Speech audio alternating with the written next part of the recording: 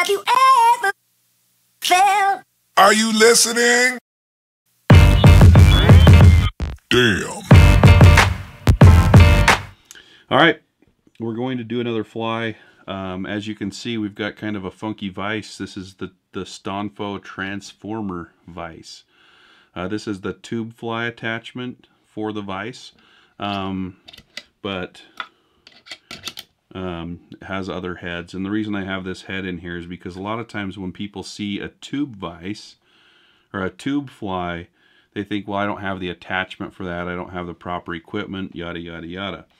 Well, if you've been following our store lately, we've started to carry Pro Sportfisher products. Super excellent quality products. We really like them. I had never tied a tube fly before about a month ago, and now I can't get over. I tie them a ton. So one of the keys to their system is this mandrel. So as you can see, it's round on the end, and then it goes to kind of a rectangular shape. And so the idea behind that is you just take the flat part, you put it in any vise, and it holds really snugly. I'll put it a little bit further back so you can see. So it's in this vise. And then, you know, a lot of tube attachments, you have to snug the tube up against something, lock it down. The idea behind this is you're putting a square peg or a rectangular peg into a round hole. And these tubes that they have, we'll talk about a little bit more, are really flexible. So you basically just take the tube and you shove it up onto that end, and it won't rotate, and you can tie the fly on there. It's an ingenious system. It's super simple. So, you know, it's simpler than ever to get into tube flies. So because we have this cool vise though, we are going to use the tube fly attachment. Now, as you can see, I still have the Pro Sportfisher mandrel in this one. I kind of had to file down the sides of it to get it to fit in here, but this is the ideal tube setup. Okay, the other thing is, this is one of the types of tubes. It's called a Nano Tube. And as you can see, it has kind of a little connection port on the back of it. And this is the hook keeper thinger. What's the exact terminology on that? It's called a hook guide. A hook guide. A junction tube. The junction tube. I don't know. I call it the silicone thinger because it is stretchy silicone. So basically, as Morton and Bruce are partners in crime over there, they'll tell you these are big boy Legos, because all you do is you slide that in there, you put that on, it snaps in place, it's not going to pull off. And then the idea is, and I know this hook's not specifically designed for tubes because it's an intruder hook, but suppose that's your hook and you got your fly tied over the top of it, you got a pretty weedless hook, because we're thinking bass, fishing cover, or you could fish it like that. So that's the hook I like on this fly. We tied up some trout flies for them and did really well. So anyway, I'll just get that put on here. And I'm actually going to get that locked down just like that. So we're locked in. A couple other cool things here. I won't bore you anymore before we do this little bait fish pattern. But putting weight on the tube, if you want it just to kind of be tied in the round, like an intruder or a Scandi style fly, they have these weighting systems. So I think that's called it's called a flexi tube. Flexi weight. Flexi weight, yeah. So that's just a steel sleeve that goes over the tube. You can tie over it. This is called a drop weight. So it's a little bit more pronounced. You can do all kinds of stuff with that. They have tungsten raw weights that I don't have at the table right now. And then up at the head, when you finish the fly, you can put these cool tube thingers. So anyway, all kinds of stuff you can use with it. I'm not going to use any of that stuff on this fly. Now this is a nano tube, and I probably should be using a micro tube on it because the micro tube's really small, and I'm going to end up cutting off the majority of this tube. All right, so I'm going to get started. I have 50 denier Veevus, or as our buddy Matt Calise would say, 50 denier. But I refuse to speak French because I'm in America. Just kidding, I just had to say that. All right, so we are going to weight this fly belly scratcher style. So I've got some wire, and that's the first thing that I'm going to tie in. Now on the tube, there's no hook shank to tell you what's up and what's down, so I look at this knob right here to tell me what's the bottom of the fly. So I'm just going to tie this in here.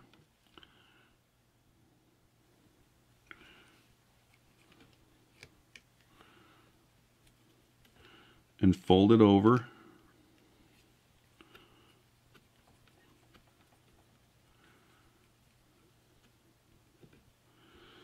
Just like that. That's how I'm going to start the fly. Now, the body of this fly is going to be two different types of dubbing. And this is going to be a rainbow trout coloration. So I'm basically taking some of this Senyo's Pink Lady Fusion dub and then Ice Dub Minnow Belly color. And I'm going to build a dubbing loop out of that. Alright, so I'm going to stick this jobber in here. This is Touch Dub Wax. And so I'm going to take some Ice Dub Minnow Belly, just kind of pull out some chunks and put that in at the top of my loop, just like that. And then I'm going to take this pink stuff, the Pink Lady Fusion Dub, and I've really started to use this Fusion Dub more and more. It's really good stuff. Kudos to you, Mr. Greg Senyo. So I'll put in that, and then I'm going to put some more of this minnow belly on the other side of it. And that will kind of cover it up a bit so it's not so loud.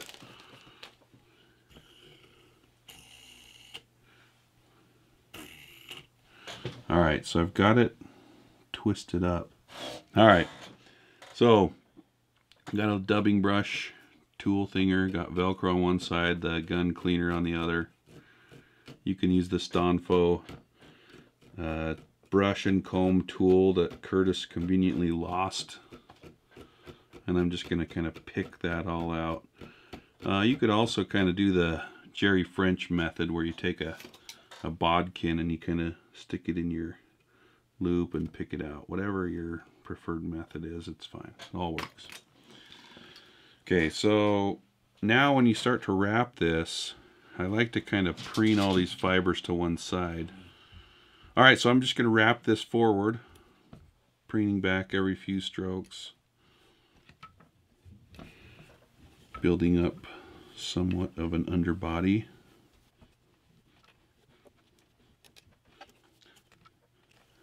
And now, trim that off. I'm in that habit. Every time I take this off, I'm like, oh, yes. Alright.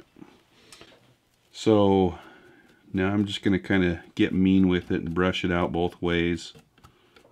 I hope I don't break my loop or pull it out. So you can see that kind of tones down the white just a little bit. Okay, so now it's a belly scratcher style fly, so I'm going to part it right here on the underside of the fly. And remember, that's where our wire is, so it'll look just like that.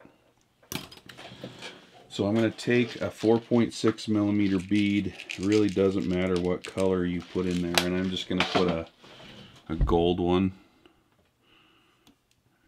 And I'm going to pull that under. Kind of pull that tight a little bit.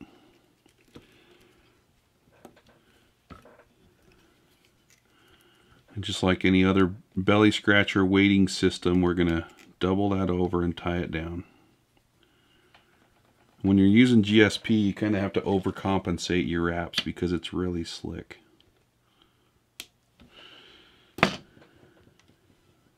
Alright. Brush it out one more time. Okay, so that's just kind of the belly, the underside of the minnow. And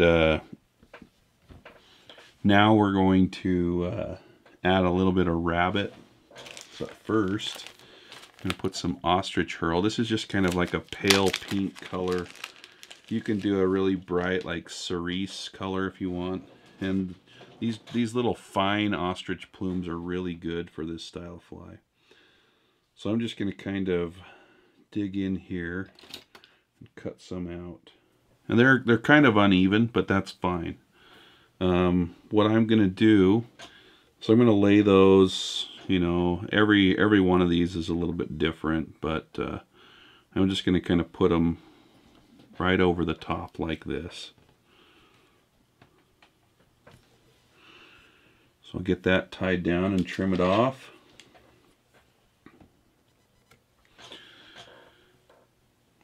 And now we're going to just use a rabbit strip over the top of the fly. Now my rabbit strip's going to be roughly this long because the fibers that go off of the rabbit strip are going to kind of extend out, so I can cut it a little bit shorter. If that made any sense, probably not.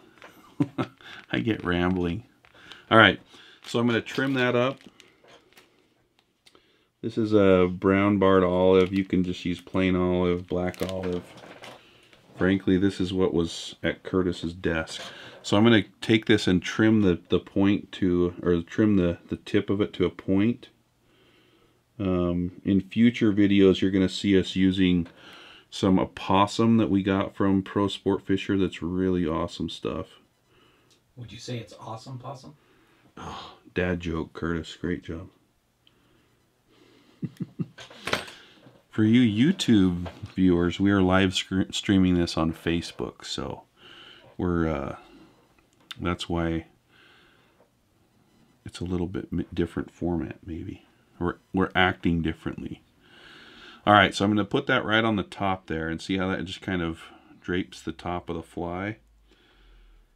And I'm going to tie that in.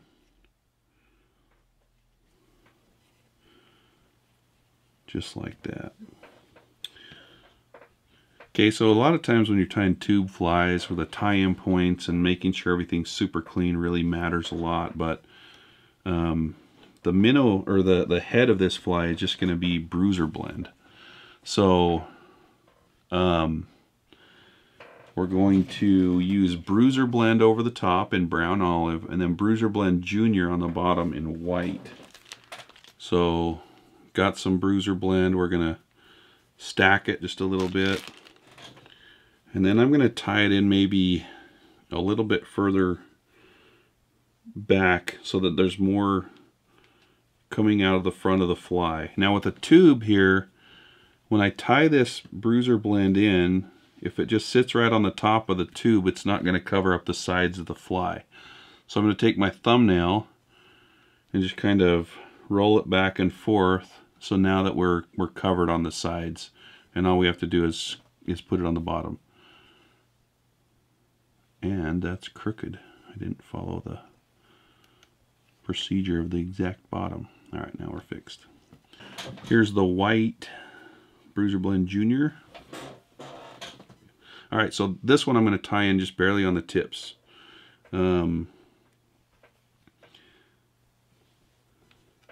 Maybe not just barely on the tips, but you get the picture. Okay, so now I'm going to pull, maybe fan the Bruiser blend out just a little bit. And this 50 denier GSP is really slick, so you got to be careful not to pull it out like I almost just did. So I'm going to take that over, and I'm going to tie it down just right, a tiny bit of it like that, so that it lays back the way I want it to. And then the same thing on the bottom.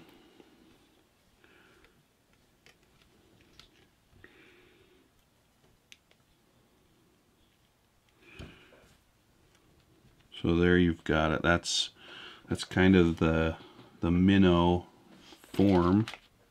It's huge. Okay. I swear I've whip finished before. There we go.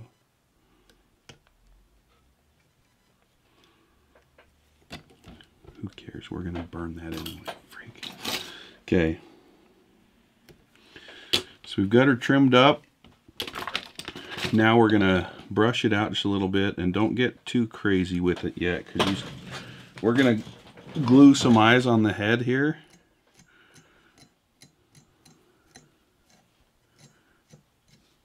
There. We're just gonna brush it out nicely. Be kind of gentle with it.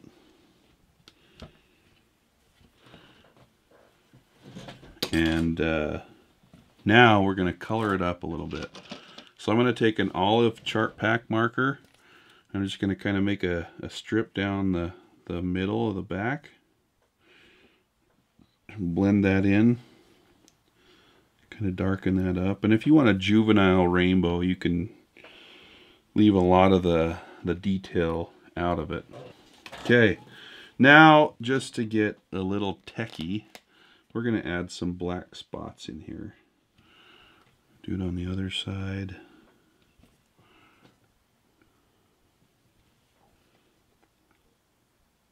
If you pull it tight like this, you can get a nice saturation of markers. Okay. So we've got just a few spots. Perfect. ¿Dónde están los ojos?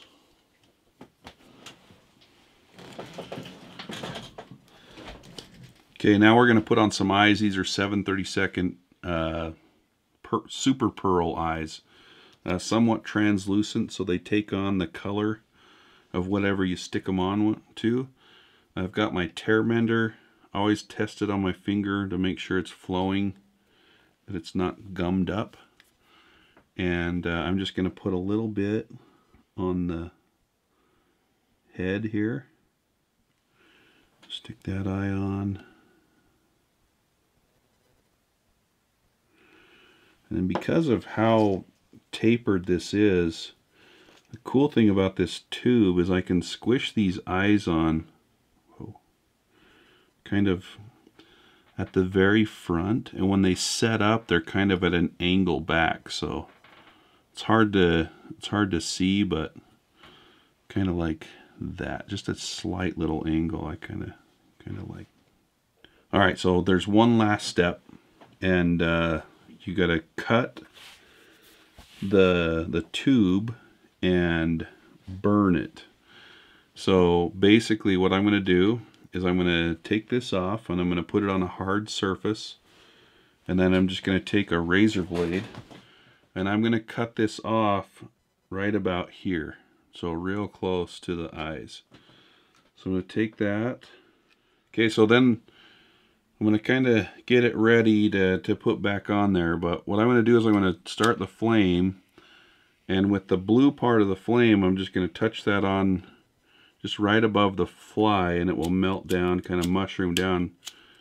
And it keeps all that stuff in place. I gotta stop talking or I'm gonna burn the fly. So get a nice taper or barrier, and then I just put it back on the tube to kind of open up that hole the way I want it. So that's basically the fly. We've done bluegill patterns, perch patterns, little rainbows, little chubs, shad. So now check this out. I'll put the hook in upside down, and because the belly scratcher weighting system, the hook isn't going to affect how this fly rides in the water. So I could fish it like this. So, you know, and the other thing is, this is critical. I should have pointed this out, but this hook goes back about where that tip of the leather is. It's kind of hard to see. And the key there is that won't foul on your hook now. So there's that way, and then with it down, Curtis does it gangster style, and he does it to the side. I like shooting like a gangster. So that's basically it. So you basically just run your line through, tie on your hook, shove it up in that silicone hooker thinger, and you're good to go. Anyway, that is the tube belly scratcher bait fish-ish thing. Anyway, tie some up. Give tubes a try. They're not just for steelhead and salmon. There's all kinds of stuff you can do on them. Have a good one. Adios.